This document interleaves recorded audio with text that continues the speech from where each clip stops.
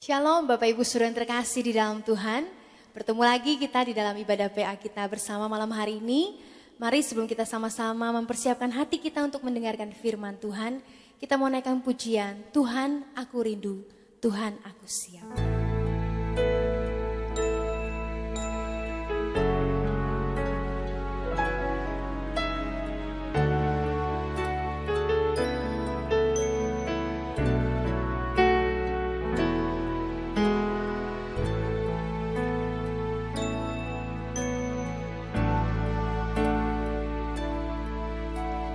Tuhan aku rindu,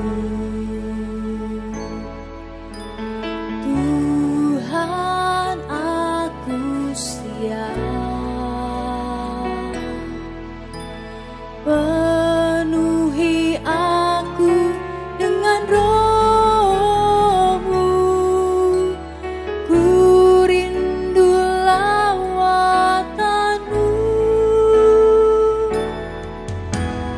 Tuhan aku rindu, Tuhan aku siap, penuhi aku dengan Roh-Mu, ku rindu lawatan-Mu. Ku rindukan Kau hadir di sini saat ini, Yesus.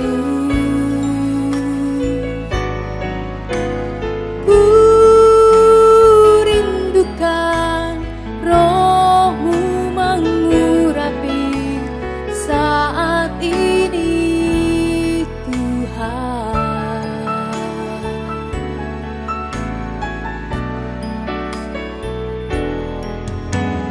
Tuhan aku rindu,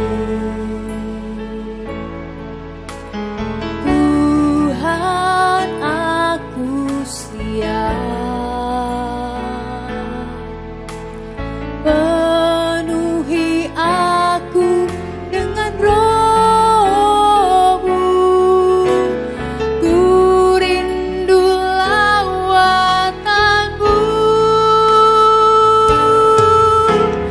Ku rindukan Kau hadir di sini saat ini, Yesus. Ku rindukan Roh-Mu mengurapi saat ini, Tuhan. Ku rindukan Kau hadir di sini saat ini, Yesus. Ku rindukan Roh-Mu mengurapi saat ini, Tuhan. Ku rindukan.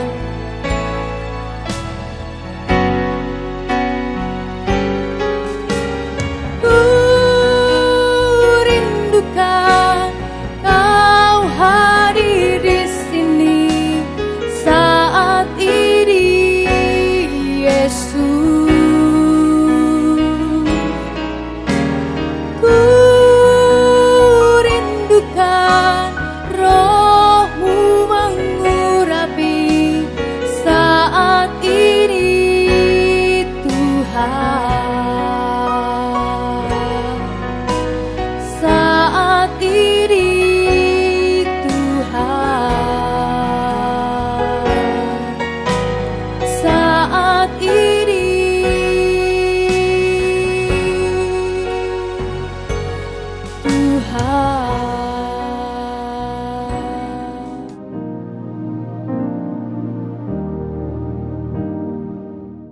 Selamat malam Bapak Ibu Saudara yang dikasihi Tuhan. Kita ketemu lagi di dalam hari ini jadwal PA kita. Dan kita berdoa agar setiap bahan materi yang bisa kita simak sama-sama itu bisa menguatkan kita, pengharapan iman kita kepada Tuhan.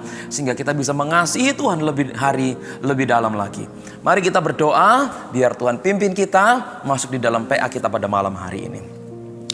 Kami bersyukur buat Engkau Tuhan yang telah bekerja, memberikan anugerah demi anugerah, penyertaan berkat cinta kasih-Mu kepada kami semua.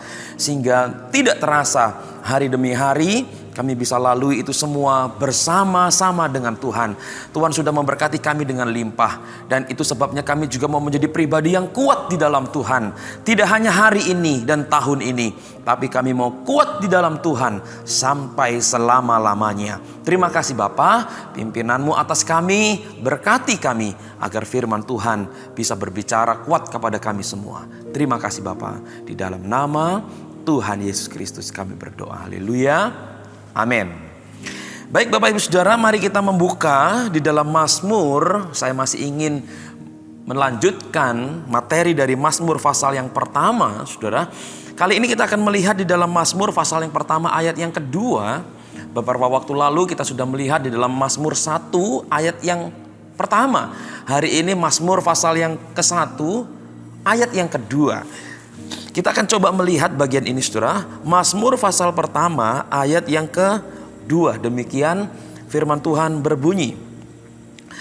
Tetapi yang kesukaannya ialah Taurat Tuhan, dan yang merenungkan Taurat itu siang dan malam. Amin. Demikian pembacaan firman Tuhan. Kita berbahagia, kita yang membaca, merenungkan, bahkan melakukannya juga dalam kehidupan kita sehari-hari.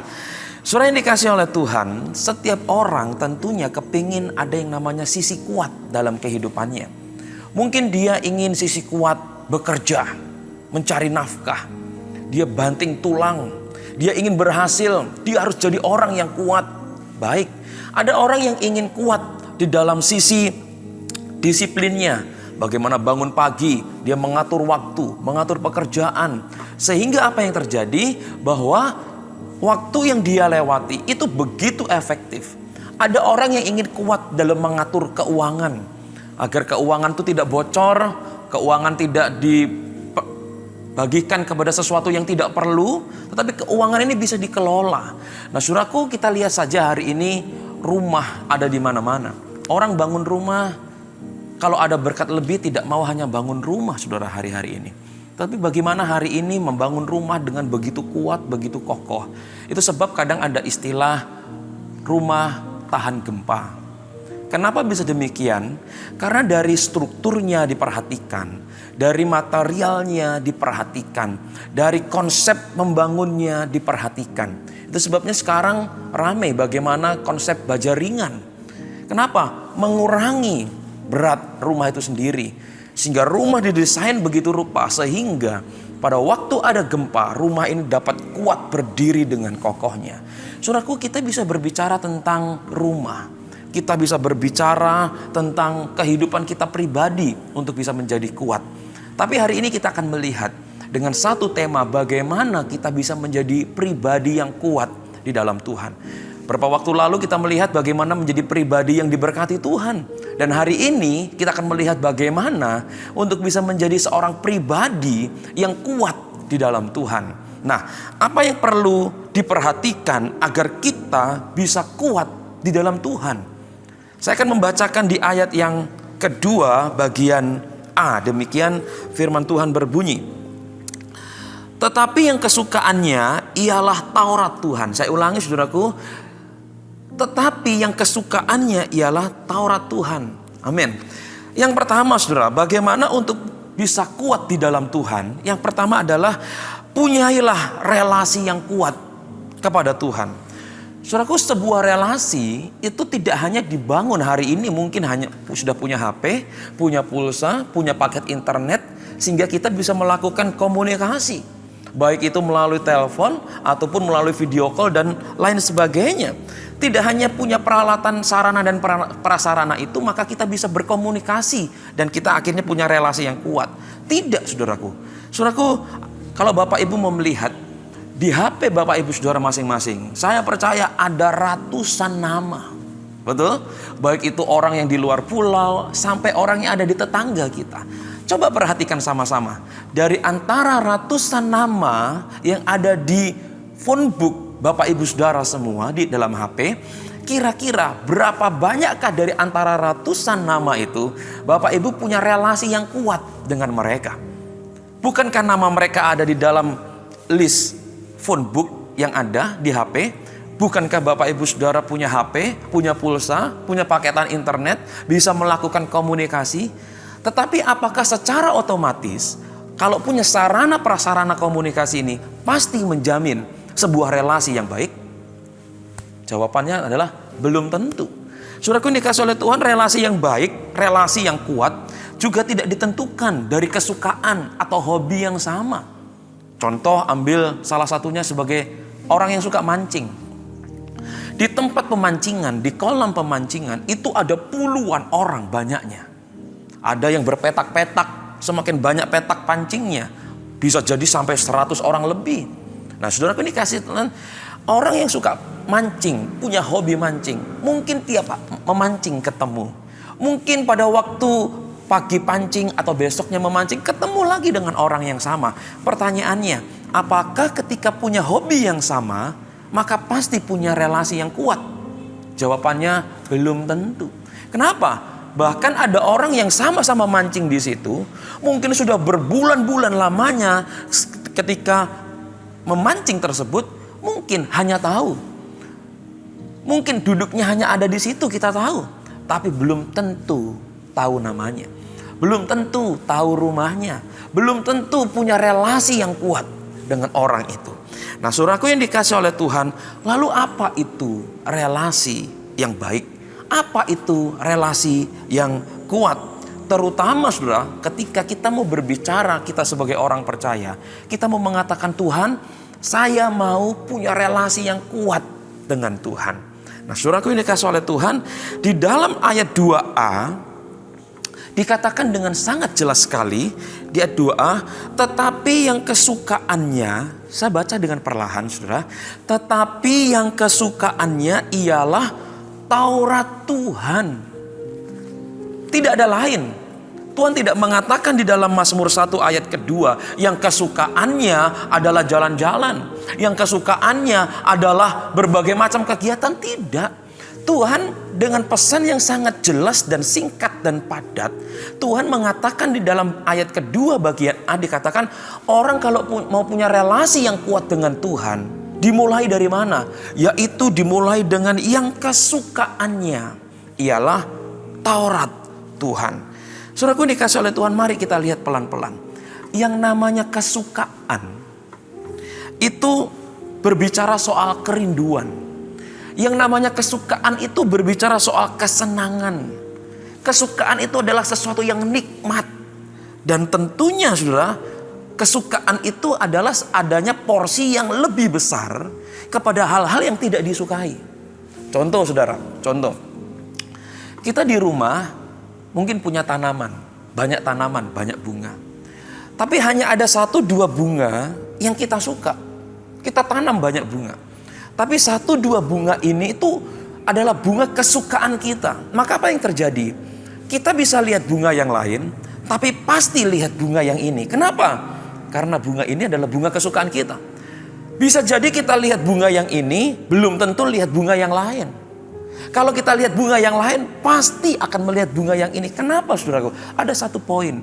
Kenapa? Bunga yang ini menjadi bunga kesukaan kita. Nah, saudaraku yang dikasih oleh Tuhan, kalau kepada sesama saja kita punya relasi yang baik, kita punya rasa peduli. Aduh, ada orang sakit, kita datang yuk. Aduh, ada orang yang sedang meninggal, mari kita datang sama-sama melayat. Ada orang yang mungkin terjatuh dan masuk dalam rumah sakit, mari kita besuk sama-sama. Kalau kepada sesama saja kita bisa punya rasa peduli, tentunya saudaraku, kepada Tuhan kita juga harus punya rasa peduli yang begitu kuat. Dan itu dimulai dari mana? Ayat kedua bagian A. Adalah dimulai dengan adanya hubungan relasi yang kuat dengan firman Tuhan. Nah, saudaraku yang dikasihi di dalam Tuhan, terlebih lagi saudaraku, yang namanya kesukaan.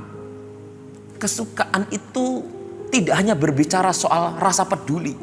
Tadi saya kasih contoh soal bunga.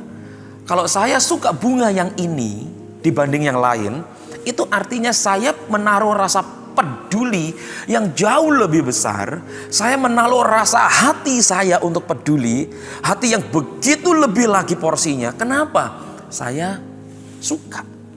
Nah, saudaraku, rasa suka ini ternyata juga berbicara tentang adanya di atas rata-rata.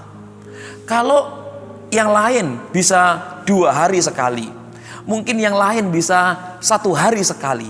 Tapi kalau yang namanya kesukaan itu berbicara tidak hanya jumlah, tapi berbicara soal kegiatan yang dilakukan bahkan mungkin dalam 1 hari itu berkali-kali.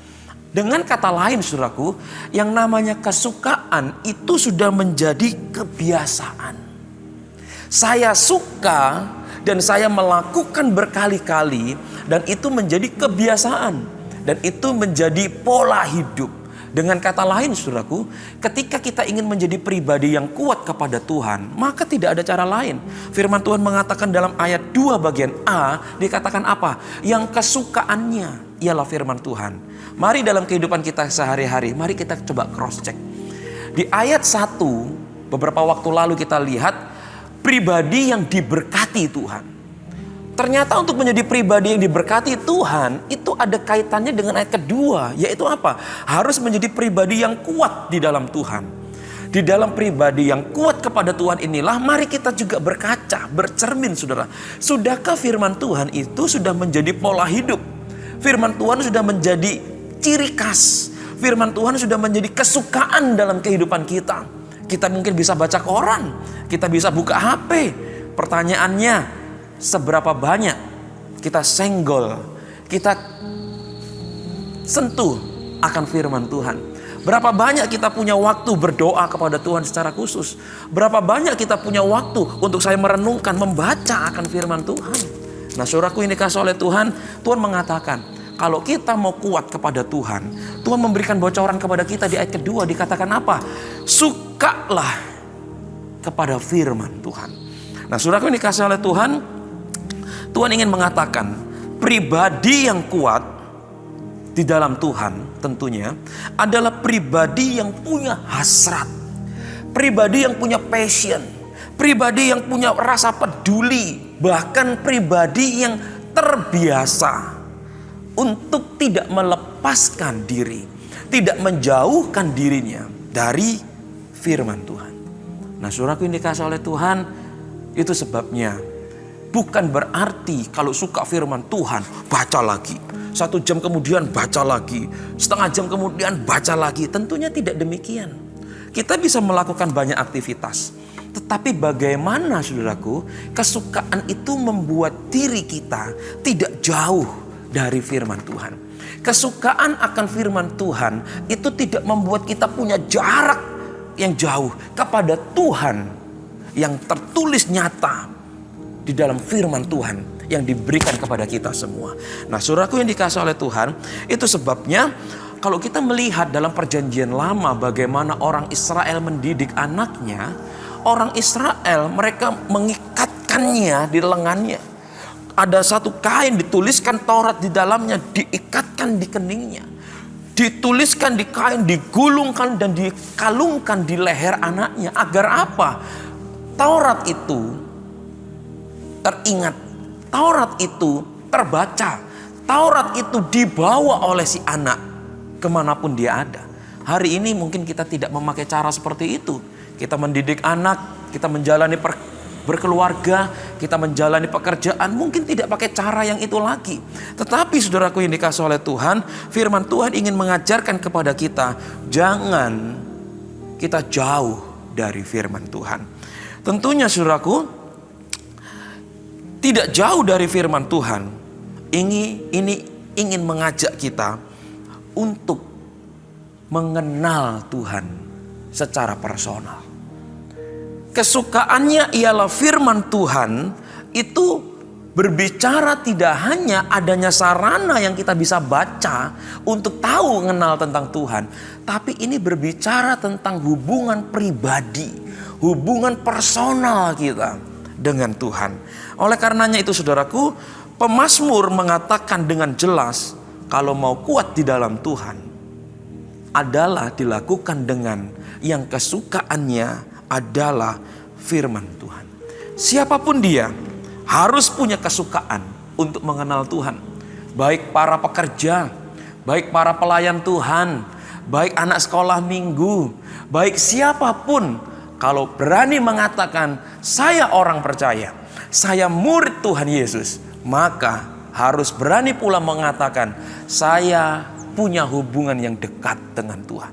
Dan itu dimulai dari mana? Saya suka kepada firman Tuhan.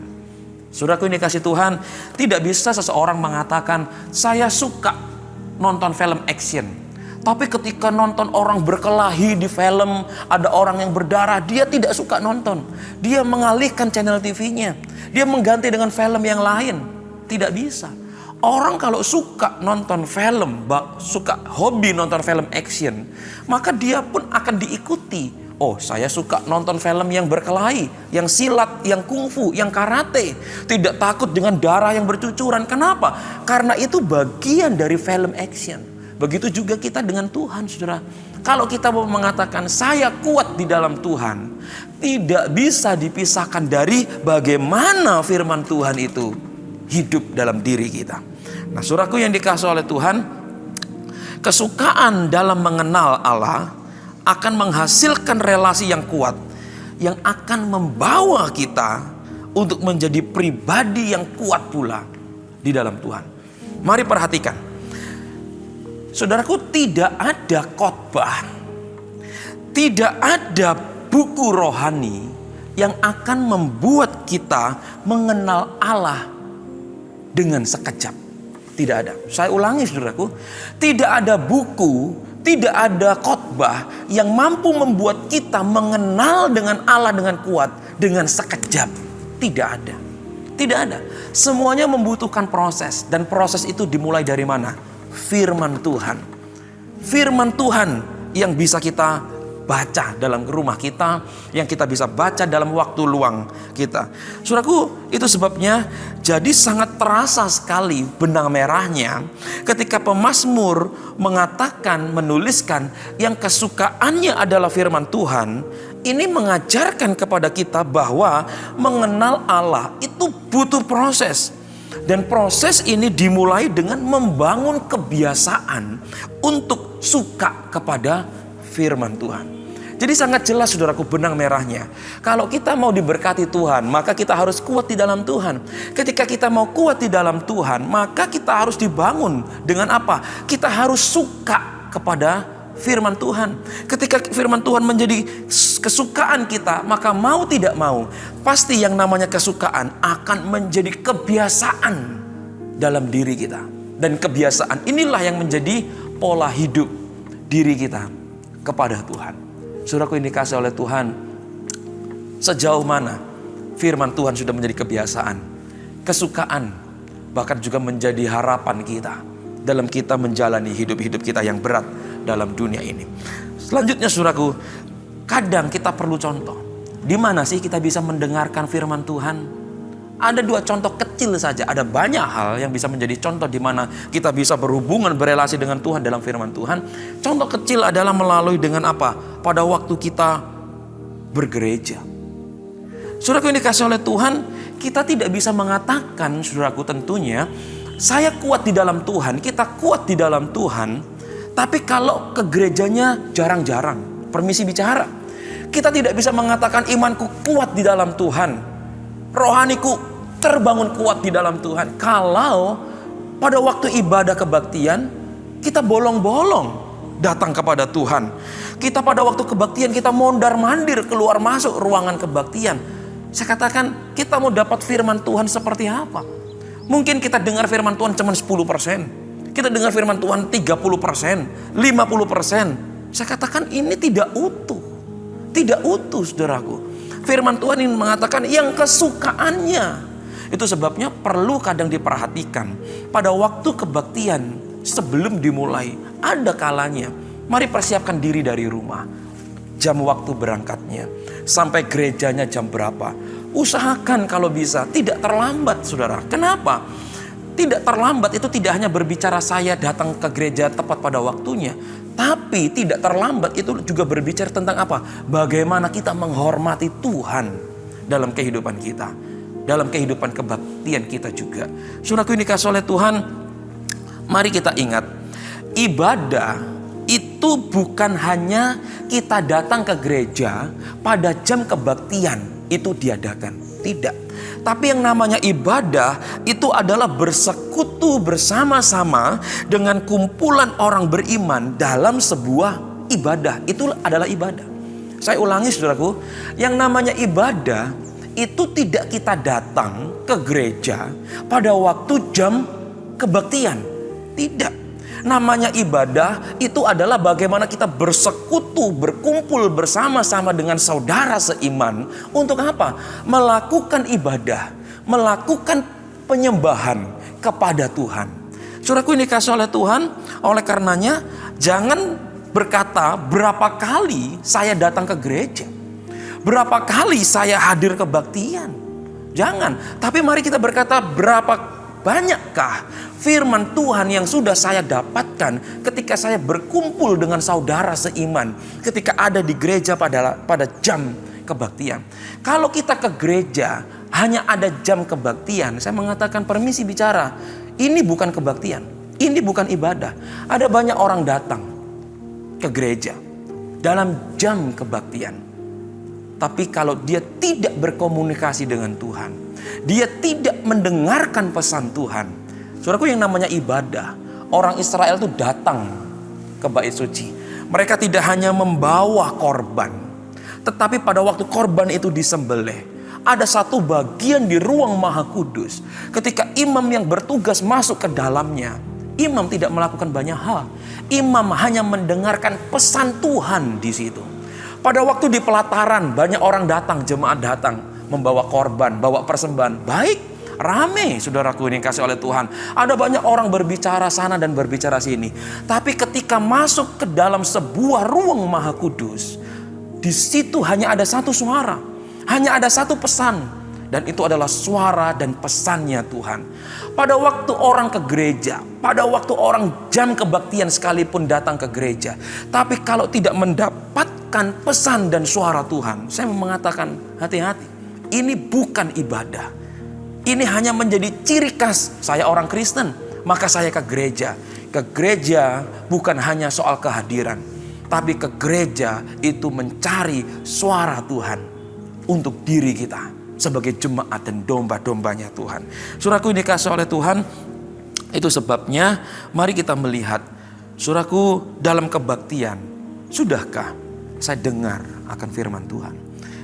Kita mendengar firman Tuhan dari mana? Saat teduh.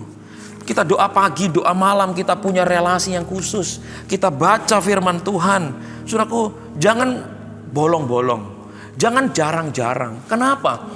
Semakin jarang kita berhubungan dengan Tuhan dalam firman Tuhan, maka apa yang terjadi? Maka semakin lemah kita akan menghadapi persoalan kehidupan kita. Semakin kita kuat berelasi dengan Tuhan, dengan firman Tuhan, maka apa yang terjadi? Tuhan memberikan kekuatan ekstra bagaimana kita menjalani satu hari demi satu hari. Saudaraku yang dikasihi oleh Tuhan, semakin berelasi dengan kuat kepada Tuhan, maka apa yang terjadi? Maka semakin kita punya hidup yang terbiasa dengan firman Tuhan. Pada waktu kita sudah terbiasa dengan firman Tuhan, maka kita akan semakin mengenal akan Tuhan. Dan semakin kita mengenal akan Tuhan, maka kita akan menyadari bahwa apa yang Tuhan buat bagi kita adalah baik adanya. Dan ketika kita menyadari semuanya itu, kita tidak akan lemah mengikut Tuhan. Kita tidak akan tinggalkan Tuhan hanya karena pasangan hidup. Kita tidak akan pernah tinggalkan Tuhan hanya karena pekerjaan. Kita tidak akan meninggalkan Tuhan hanya untuk hal-hal yang duniawi. Tapi justru semakin mengenal Tuhan, kita tahu apa yang dikerjakannya adalah baik. Dan apa yang dikerjakannya adalah baik, tidak akan pernah membuat kita lemah, tapi justru semakin kuat rohani kita kepada Tuhan. Saudaraku yang dikasihi oleh Tuhan, itu adalah poin yang pertama. Bagaimana kita bisa menjadi kuat di dalam Tuhan? Yang pertama adalah punya relasi yang kuat kepada Tuhan. Dan itu dimulai dari mana? Membangun kebiasaan, membangun rasa peduli, membangun pola hidup yang suka, yang tidak terlepas dari firman Tuhan itu sendiri. Biarkan Tuhan bicara kepada kita dalam segala kondisi. Amin. Yang kedua, bagaimana kita menjadi pribadi yang kuat di dalam Tuhan? Yang kedua, saya membacakan di ayat kedua bagian B. Demikian firman Tuhan berbunyi. Dan yang merenungkan Taurat itu siang dan malam. Saya ulangi, orang yang kuat di dalam Tuhan, bagaimanakah orang itu? Ayat 2b, adalah orang atau mereka yang merenungkan Taurat itu siang dan malam. Yang kedua, bagaimana untuk bisa menjadi pribadi yang kuat di dalam Tuhan? Yaitu mempunyai kerinduan bertemu dengan Tuhan. Saudaraku yang dikasihi oleh Tuhan, ayat kedua ini sudah menjelaskan dengan begitu komplit. Untuk menjadi pribadi yang kuat, tidak hanya punya relasi, tapi juga dibangun dengan yang namanya pertemuan dengan Tuhan. Ada banyak orang berteman, tapi belum tentu punya relasi yang kuat, relasi yang baik. Ada banyak orang ke gereja, bahkan mungkin datang setiap minggu, datang dalam kegiatan gereja, tetapi belum tentu punya relasi yang kuat pula kepada Tuhan. Kapan relasi yang kuat itu bisa terbentuk? Ketika kita punya rasa, kita punya peduli, kita punya kesukaan, plus ditunjukkan dengan apa? Kerinduan bertemu dengan Tuhan. Saya ke gereja, tapi kalau tidak mau ketemu Tuhan, maka apa yang terjadi? Relasinya tidak akan kuat. Yang terjadi, aku adalah aku. Untuk menjadi kuat, tidak hanya punya sarana dan prasarana. Saya punya Alkitab, saya punya jam kebaktian, saya datang ke gereja, tapi untuk menjadi kuat, bertemu langsung dengan Tuhan, itu menjadi kuat. Nah, saudaraku yang dikasihi oleh Tuhan, relasi itu dilanjutkan dengan pertemuan. Dan inilah yang akan menghasilkan sebuah relasi yang kuat kepada Tuhan.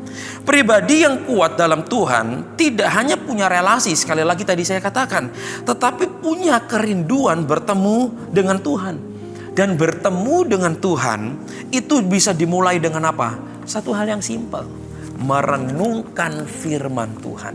Kalau tadi dikatakan di ayat kedua B, merenungkan, yang kesukaannya adalah merenungkan Taurat Tuhan siang dan malam. Itu berbicara soal bagaimana firman Tuhan itu tidak hanya jadi kesukaan, tapi betul-betul kehidupan kita itu suka merenungkan akan firman Tuhan.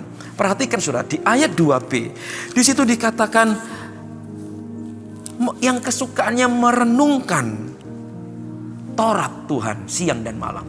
Saudaraku, coba kita melihat satu kata dengan kata merenung. Merenung, orang kalau merenung itu pasti punya waktu khusus. Orang yang merenung itu pasti menyediakan waktu lebih.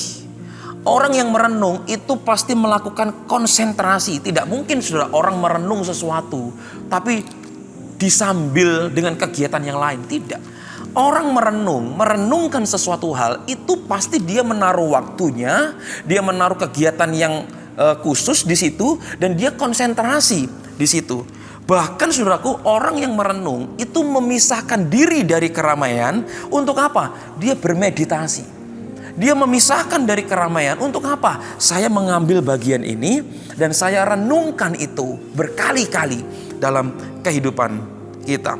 Saudaraku, dengan kata lain, untuk menjadi orang yang kuat di dalam Tuhan tidak bisa dipisahkan dari kerinduan bertemu dengan Tuhan. Orang bisa tidak suka. Kenapa? Karena adanya kesibukan. Orang tidak bisa mengambil waktu khusus karena apa? Karena repot kerja, ngurus rumah tangga, ngurus binatang, piaraan, dan lain sebagainya. Itu sebabnya firman Tuhan mengatakan kalau mau kuat kepada Tuhan, harus merenungkan, harus punya kerinduan bertemu dengan Tuhan. Saudaraku, di dalam Mazmur 62 ayat 2 dan 3. Saya bacakan saudara. Di dalam Mazmur 62 ayat 2 dan ayat ketiga, demikian firman Tuhan. Hanya dekat Allah saja aku tenang, dan daripadanyalah keselamatanku. Hanya Dia gunung batuku, hanya Dia keselamatanku, kota bentengku, aku tidak akan goyah. Saudaraku, Daud mengatakan hanya dekat Allah saja, dikatakan apa? Aku menjadi tenang. Saudaraku, perhatikan, dekat itu artinya dia memisahkan diri dari kumpulan yang lain dan dia fokus kepada Allahnya. Dekat kepada Allah, di mana Daud mengatakan hanya dekat kepada Allah saja aku tenang. Artinya apa? Daud sudah melewati satu waktu untuk mengatakan bahwa aku sudah merenungkan bagian ini, dan hasil dari perenungan itu Daud mengatakan apa? Hanya dekat Allah saja aku tenang. Dekat dengan Allah berarti dia memisahkan dekat yang lainnya. Hanya dekat kepada Allah. Nah, saudaraku yang dikasihi oleh Tuhan, ada banyak orang bisa memisahkan diri ya dari keramaian. Ada keramaian, perkumpulan, saya bisa pisahkan diri, ya kan? Tapi orang itu memisahkan diri mungkin karena sakit giginya, mungkin karena dia minder. Mungkin ada orang yang dia tidak suka dalam perkumpulan itu, sehingga apa yang terjadi? Dia memisahkan diri dari keramaian. Dia memisahkan diri dari perkumpulan itu. Saudaraku, ada satu bagian dalam Hosea 6 ayat ke-6. Saya membacakan bagian ini, Hosea 6 ayat yang ke-6. Demikian firman Tuhan berbunyi. Sebab aku menyukai kasih setia dan bukan korban sembelihan. Dan aku, yaitu Tuhan, menyukai pengenalan akan Allah lebih daripada korban-korban bakaran. Nah, saudaraku ini dikasihi oleh Tuhan, dikatakan Tuhan lebih suka dikenal secara pribadi daripada korban bakaran persembahan yang diberikan kepada Allah. Saudaraku, bukan Tuhan tidak suka kepada korban, bukan Tuhan tidak suka kepada persembahan, tetapi Tuhan lebih suka dikenal, Tuhan lebih suka dicari, Tuhan lebih suka untuk dipelajari secara pribadi. Dan itu berbicara hubungan relasi yang kuat kepada Tuhan. Saudaraku, melalui perenungan itu punya nilai lebih, dan perenungan itu lebih daripada persembahan. Kenapa demikian? Orang bisa kasih persembahan tanpa perlu mengenal, betul? Tapi orang kalau sudah mengenal siapa Tuhan, maka dia tidak hanya kasih persembahannya, dia tidak hanya kasih korbannya, tapi dia kasih dirinya pribadi sebagai persembahan. Dia kasih dirinya pribadi untuk memuliakan Tuhan. Itu sebabnya di dalam Roma 12 ayat 1, persembahan yang hidup, yang kudus dan yang berkenan, itu adalah ibadahmu yang sejati. Saudaraku yang dikasihi oleh Tuhan, itu sebabnya mari kita lihat juga, Tuhan, sudahkah tidak hanya firman Tuhan yang aku suka, tapi sudahkah diriku ini ya Tuhan, itu sudah menjadi korban persembahan kepada Tuhan. Kapan kita bisa menjadikan diri kita ini korban persembahan yang menyenangkan Tuhan? Dimulai dari kita suka kepada firman Tuhan. Kita tidak menjauhkan diri dari firman Tuhan. Kita tidak menjauhkan diri dari perkumpulan ibadah yang ada di rumah Tuhan. Kenapa? Dalam perkumpulan ini akan ada suara dan pesan Tuhan. Suara dan pesan Tuhan yang kita respon inilah yang membuat kita akhirnya kita mau merenungkan satu bagian. Kita mau merenungkan satu kata. Mungkin dalam firman Tuhan khotbah yang kita dengar, mungkin kita tidak dapat banyak poin. Mungkin kita mendapat tergerak dengan apa? Satu kata, bertobatlah. Umpama seperti itu. Kata bertobat ini kita renungkan dalam kehidupan kita. Dan akhirnya inilah yang kita renungkan, akhirnya membawa diri kita lebih dekat kepada Tuhan. Orang kalau sudah dapat firman Tuhan, saudara, oh tidak hanya waktunya dikasih, tidak hanya uangnya dikasih. Kalau orang hanya selama ini hanya bisa kasih uangnya, hanya bisa kasih dirinya, kasih waktunya, belum hebat. Orang kalau sudah hebat, dia berikan hidupnya untuk Tuhan. Bukan jadi pendeta, bukan 24 jam ada di gereja, tidak. Tapi bagaimana Tuhan dalam kehidupan pekerjaan, kehidupan kerepotan sehari-hari, aku tidak memisahkan diriku dari Tuhan. Aku yang aku miliki itu miliknya Tuhan. Dan ketika kita menyadari hal itu, kita menyadari satu hal, bahwa Tuhan yang memiliki kehidupan kita. Kalau Tuhan sudah memiliki kehidupan kita, kita ini ada di dalam tangan rencananya Tuhan. Dan kita tidak perlu khawatir. Nah, saudaraku yang dikasih di dalam Tuhan, orang yang kuat adalah orang yang berani memberikan hidupnya kepada Tuhan.